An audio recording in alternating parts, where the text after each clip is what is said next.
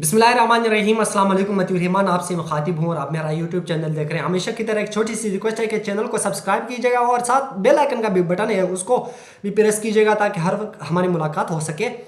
बानी पीटीआई ने जो फाइनल कॉल दी थी उसका जो मुजाहिरा है वो डी चौक तो नहीं पहुंचा है बल्कि अभी तक बिलीव एरिया में मौजूद है। और उस एहतजाज को बुशरा बीबी, बानी पीटीआई की जो अहले है बुशरा बीबी, वो लीड कर रही है। इस वक्त बड़ी तादाद में कारकुनान जमा है बिलीव एरिया में। और कुछ कारकुनान यहाँ पे आप लोगों को एक बात बता दूं कि कुछ कारकुनान वहाँ से मुंतशिर हो के डी चौक पहुँचे थे। वहाँ जाके उन्होंने पथराव किया, उनके ऊपर शीलिंग की गई और उसके बाद रेंजर ने उनको वापस धकेल के उनको वापस भेज दिया गया। और उसके बाद रेंजर ने अब डी चौक खाली कर दिया गया है। डी चौक, पूरा डी चौक रेंजर और फौज ने कंट्रोल कर लिया है। और इस वक्त जो सिचुएशन ये है कि बिलीव एरिया में जो बानी पीटीआई की जो अहले है बुशरा बीबी, वो इस वक्त एहतजाज को लीड कर रहे हैं और कारकुनों से भी खिताब भी कर रही है।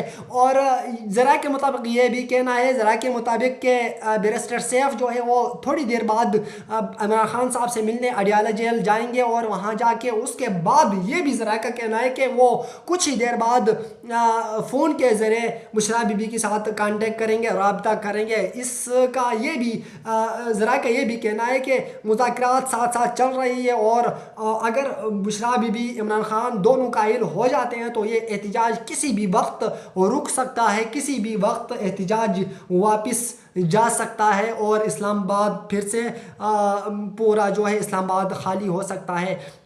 अब देखना है कि आज एक दो अफसोसनाक ख़बरें आपके सामने शेयर करूंगा कि पीटीआई का जो एहतजाजी मुजाहरा है, उन एहतजाजी मुजाहरों ने दो टीवी चैनल्स के ऊपर हमला किया। एक न्यूज़ और एक और चैनल है उसके ऊपर हमला किया, उनके ऊपर धावा बोल दिया। और एक न्यूज़ का जो न्यूज़ डायरेक्टर है उनके ऊपर हमला किया, उसको ज़ख्मी भी कर दिया है। और एक न्यूज़ के जो दफ्तर के जो शीशे हैं उनको तोड़ फोड़ का शिकार बना दिया है।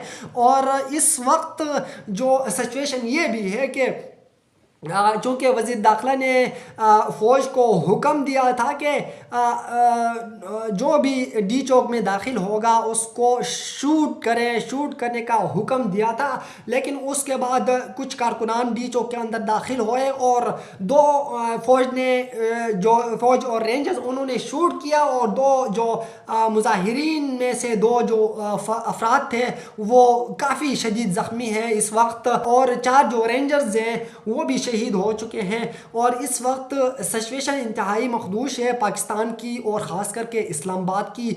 और बुशरा बीबी का ये भी कहना है कि मैं वाहिद खातून होंगी जो अपनी शोहर को यहाँ से लेकर ही जाऊँगी। मेरा एक ही मिशन है, वो है इमरान खान को यहाँ से लेकर वापस जाना।